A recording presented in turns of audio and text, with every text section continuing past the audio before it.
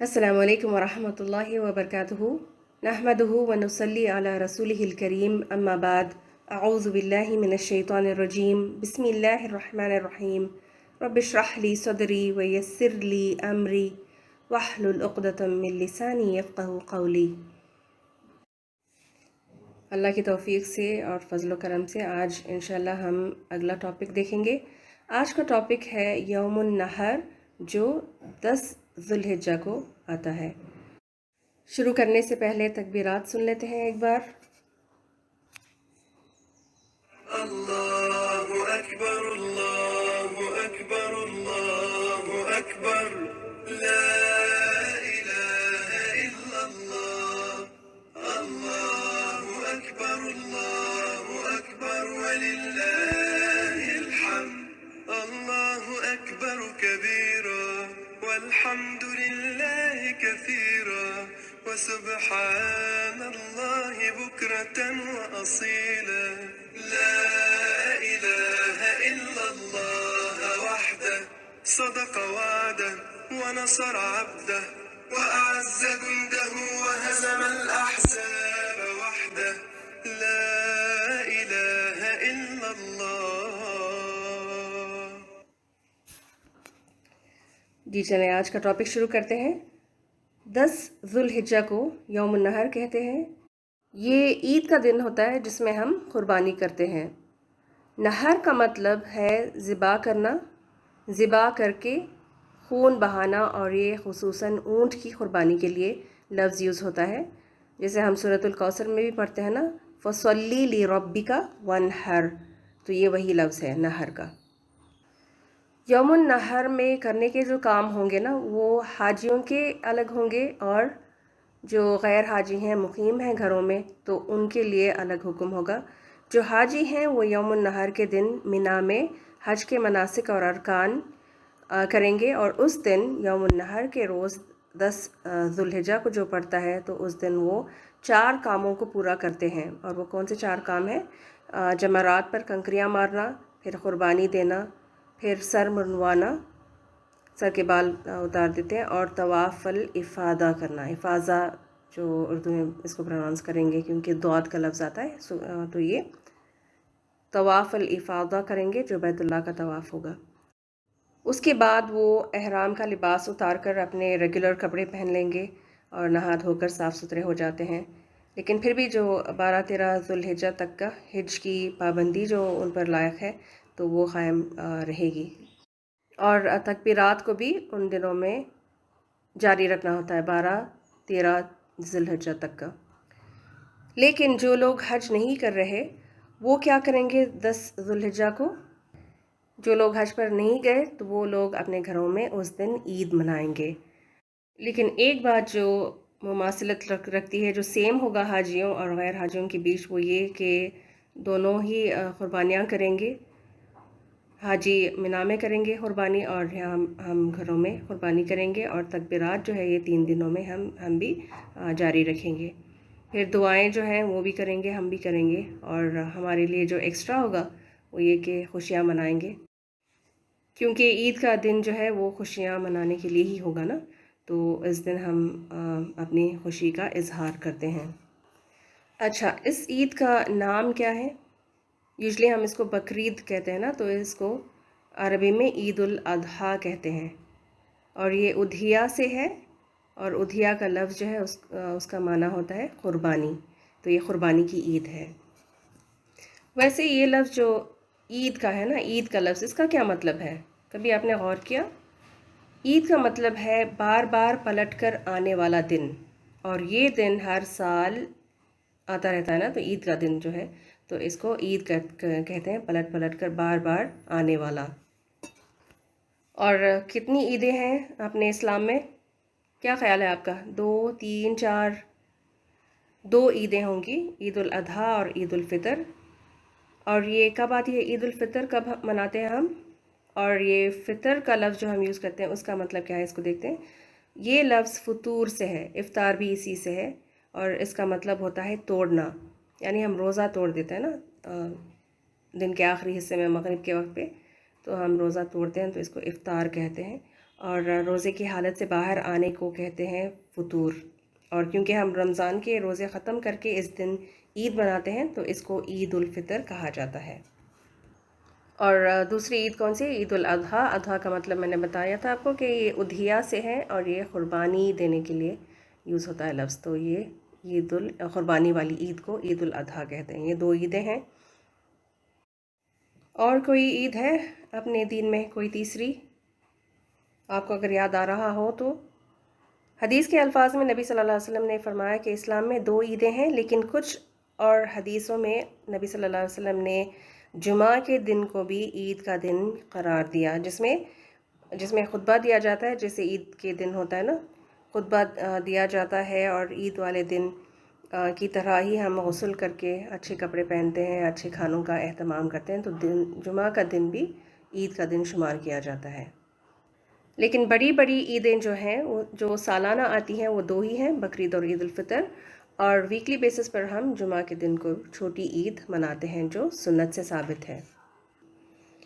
اس کے علاوہ اور کوئی عید یاد آ رہی ہے آپ کو؟ کوئی منانے کا دن عید الاضحیٰ اور عید الفطر کے علاوہ اور جمعہ کے علاوہ؟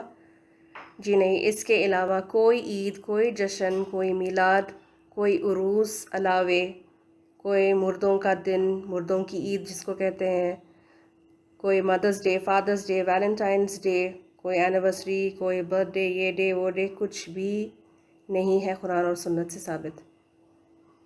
یہ سب جو ہے غیر قوم کی عادتیں ہیں، ہر چھوٹی چھوٹی بات پر سیلیبریشن کرنا اور ان کی عادت ہوتی ہے، اور ہمیں ان کی مشابہت سے، ان کو کاپی کرنے سے منع کیا گیا ہے۔ اس دن کا 10 ذو الحجہ کا یا یوم النحر کے دن کا خاص عمل کیا ہے؟ تو بقرعید کا نام سنتے ہی ہمیں کیا یاد آتا ہے؟ کہ قربانی یاد آتی ہے نا، کہ اس دن ہم قربانی کرتے ہیں، تو بقرعید کے لفظ میں بھی بکرا جو ہوتا ہے تو اسی کے لیے شاید آتا ہے۔ قربانی کا بہت گہرا تعلق کس سے ہے؟ ابراہیم علیہ السلام اور آپ کے خاندان سے ہے، اور ہر حج کے موقع پر، ہر بقرعید کے وقت پر ہمیں ان کی یاد دلاتی ہے، کیونکہ ہم اس دن ابراہیم علیہ السلام کی اس سنت کو تازہ کرتے ہیں۔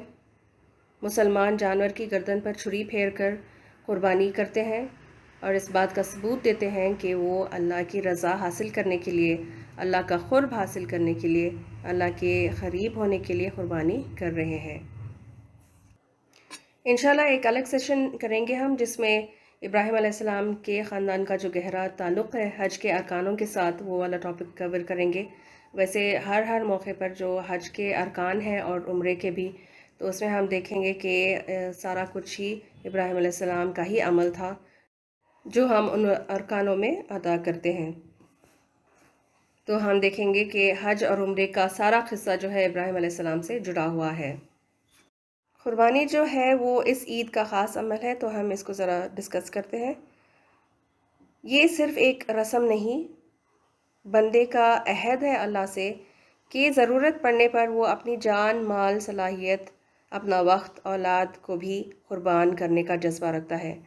یہ دراصل اللہ سے محبت کا امتحان ہے، آزمائش ہے، جس طرح ابراہیم علیہ السلام پر یہ آزمائش آئی تھی کہ انہیں کہا گیا تھا کہ اپنے بیٹے کو ذبح کرو، اور پھر انہوں نے جب تیاری کی ذبح کرنے کی تو پھر اللہ سبحانہ تعالیٰ نے فدیہ کے طور پر ایک دمبے کو بھیج دیا تھا، تو اسی کی یاد دہانی میں ہم قربانی کرتے ہیں، تکبیر بھی پڑھتے ہیں۔ تو اپنی زبان سے اللہ اکبر کہنا کافی نہیں ہے، صرف دل میں بھی اللہ کو ہی سب سے بڑا ماننا چاہیے۔ ہماری مشکل پتہ ہے کیا ہے؟ ہماری مشکل یہ ہے کہ ہم اللہ کو تو مانتے ہیں، اللہ کو رب مانتے ہیں، مالک، خالق اور یہ سب ہے، لیکن اللہ کی نہیں مانتے۔ اس کا کیا مطلب ہوا؟ کہ اللہ کی بات نہیں مانتے۔ جہاں پر بھی اللہ کا حکم آتا ہے، اللہ کے احکام آتے ہیں، اللہ کی حرام کردہ چیزیں یا پھر منع کی ہوئی چیزیں ہوتی ہیں، تو پھر اس کو ماننے میں ہمیں بہت مشکل ہوتی ہے۔ پھر یہ کیسے جھوٹے دعوے کر لیتے ہیں ہم؟ زبان سے تو اللہ اکبر اور دل میں، عمل میں گستاخی کر بیٹھتے ہیں۔ تو اس پر خاص طور پر ہمیں غور کرنا چاہیے اس عید پر کہ جب بھی ہم تکبیرات کہیں گے تو پھر وہ دل سے بھی نکلے۔ سورہ توبہ کی آیت نمبر 24 میں اللہ تعالیٰ نے وعید دی ہے۔ وعید کا مطلب کیا ہے؟ وارننگ کے طور پر فرمایا، اے نبی صلی اللہ علیہ وسلم کہہ دیجئے، اگر تمہارے باپ اور تمہارے بیٹے اور تمہارے بھائی اور تمہاری بیویاں اور تمہارے عزیز و اقارب یعنی کنبہ قبیلے والے، خاندان والے، اور تمہارے وہ مال جو تم نے کمایا ہے اور تمہارے وہ کاروبار اور تجارت جن کا مندہ پڑ جانے کا، کمی ہونے کا تم کو خوف ہے، اور تمہارے وہ گھر اور حویلیاں جو تم کو پسند ہیں، تم کو یہ سب اللہ اور اس کے رسول سے اور اللہ کی راہ میں جہاد سے عزیز تر ہے، تو انتظار کرو یہاں تک کہ اللہ اپنا فیصلہ تمہارے سامنے لے آئے، اور اللہ فاسق لوگوں کی رہنمائی نہیں کرتا۔ اس آیت کے ترجمے سے کیا بات سمجھ میں آئی؟ ہمیں یہ سمجھ میں آتا ہے اس سے کہ یہ زندگی دراصل محبتوں کا امتحان ہے، اور اس امتحان میں جو بھی اللہ کو سب سے زیادہ محبوب جان لے گا، مان لے گا اللہ کو کہ تو ہی سب سے بڑا ہے، اللہ کو سب سے اوپر ہر چیز سے آگے اور اول رکھے گا، تو وہی کامیاب ہوگا، اور جو دوسروں کو اور دنیا داری کو ترجیح دے گا تو وہ خسارہ اٹھانے والا ہوگا، کیونکہ اللہ تعالیٰ فاسق لوگوں کو انہی کو کہا جو دنیا داری کو اور مال و دولت اور یہ ساری چیزیں جو ہے نا، رشتہ داریاں اور ان چیزوں کو جو زیادہ ترجیح دیتے ہیں۔ اللہ کو بھول جانے والے اور اللہ سے غافل رہنے والے پھر کیا ہوگا؟ ان کا بہت بڑا نقصان ہوگا، وہ خسارہ اٹھانے والے ہوں گے، کیونکہ ان کی اللہ رہنمائی نہیں کرتا۔ قربانی ہمیں کیا کیا سکھاتی ہے؟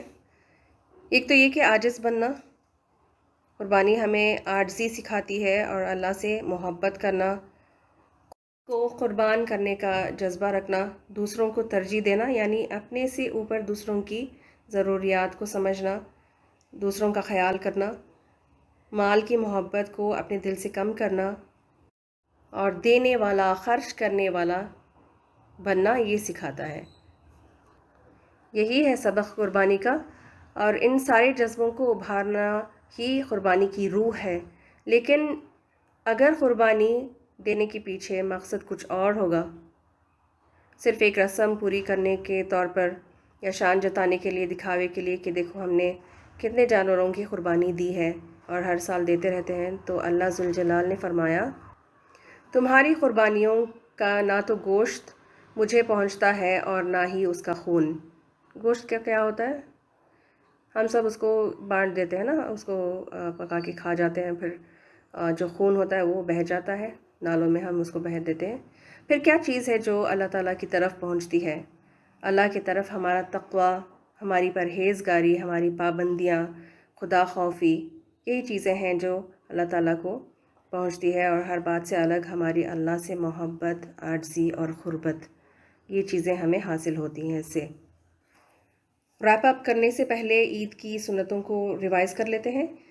اس میں 2-3 چیزیں ہیں جو مختلف ہیں، یعنی عید الفطر میں جو ہم نے کیا تھا تو اس کے الٹ کرنا ہے، اس کے اپوزٹ کریں گے، 2-3 باتیں اس لحاظ سے۔ باقی تمام چیزیں جو ہے نا وہ عید کے دن کی دونوں عیدوں میں سیم ہوگی، جیسے عید کے دن غسل کرنا اور نئے کپڑے پہننا، اور پھر اس عید کی جو اذان اور اقامت نہیں ہوتی، یہ دونوں صورتوں میں بھی سیم ہوگا۔ پھر عید کی نماز کا طریقہ جو ہے وہ بھی سیم ہے، پھر عید کی نماز کے بعد جو خطبہ دیا جائے گا تو وہ بھی سیم ہے دونوں عیدوں میں۔ لیکن جو باتیں ڈیفرنٹ ہیں ان کو دیکھیں۔ عید الفطر کے دن یعنی رمضان کے بعد والی عید میں نبی صلی اللہ علیہ وسلم کچھ میٹھا کھا کے جاتے تھے، خاص طور پہ کھجوریں جو ہے وہ طاق عدد میں کھا کر نکلتے تھے آپ صلی اللہ علیہ وسلم نماز کے لیے۔ تو یہ نماز سے پہلے، صلاۃ العید سے پہلے کچھ نہ کچھ کھا کر پھر نبی صلی اللہ علیہ وسلم عید کی طرف آگے بڑھتے۔ لیکن بقرعید میں نبی صلی اللہ علیہ وسلم کچھ کھائے بغیر عید کی نماز ادا کرتے، پھر نماز سے واپس آنے کے بعد قربانی ادا کرتے اور قربانی کا گوشت جو ہے اس میں سے کچھ کھاتے۔ یہی ہے سنت سے ثابت۔ لیکن اگر آپ ڈائبٹک ہیں یا پھر آپ کو کوئی ہیلتھ ایشو ہے تو آپ کھا سکتے ہیں نماز سے پہلے بھی۔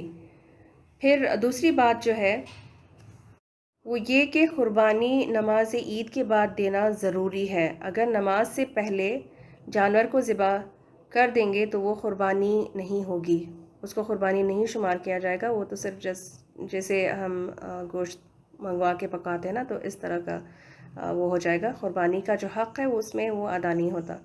تو یہ عید کی نماز کے بعد ہی ذبح کرنا ہے جانور کو، اور یہی قربانی کا حق ہے۔